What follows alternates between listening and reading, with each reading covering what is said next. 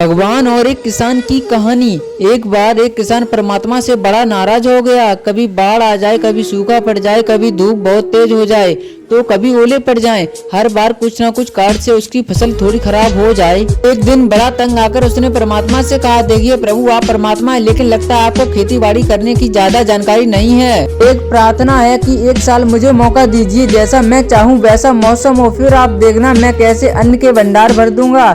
परमात्मा मुस्कुराए और कहा, ठीक है, जैसा तुम कहोगे वैसा ही मौसम कर दूंगा, मैं दखल नहीं करूंगा। किसान ने गेहूं की फसल बोई। जब धूप चाहिए तब धूप मिली, जब पानी चाहा तब पानी। तेज धूप, ओले, बाढ़ आनी तो उसने आने ही नहीं दी। समय के साथ फसल बढ़ी और किसान की खुशी भी, क्योंकि ऐसी फसल तो आज तक नहीं हुई थी। किसान ने मन ही मन सोचा, अब पता चलेगा परमात्मा को कि फसल कैसे करते हैं। बेकार ही इतने बरस हम किसानों को परेशान करते रहे हैं। फसल काटने का समय आया। किसान बड़े गर्व से फसल काटने गया, लेकिन जैसे ही फसल काटने लगा एकदम से छाती पर हाथ रखकर बैठ गया। गेहूं की एक भी बाली के अंदर गेहूं नहीं था, सारी बालियां अंदर से खाली थी। बड़ा दुखी होकर उसने परमात्मा से कहा, प्रभु ये क्या हुआ। तब परमात्मा बोले, ये तो होना ही था, तुमने पौधों को संघर्ष का जरा सा ही मौका नहीं दिया, ना तेज धूप में तपने दिया, ना आंधी ओलों से जूझने दिया। उनको किसी प्रकार की चुनौती का एहसास जरा भी नहीं होने दिया, इसलिए तब पौधे खोखले रह गए। जब आंधी आती है, तेज बारिश होती है, ओले गिरते हैं, तब पौधा अपने बल से ही खड़ा रहता है। वो अपना अस्तित्व बचाने का संघर्ष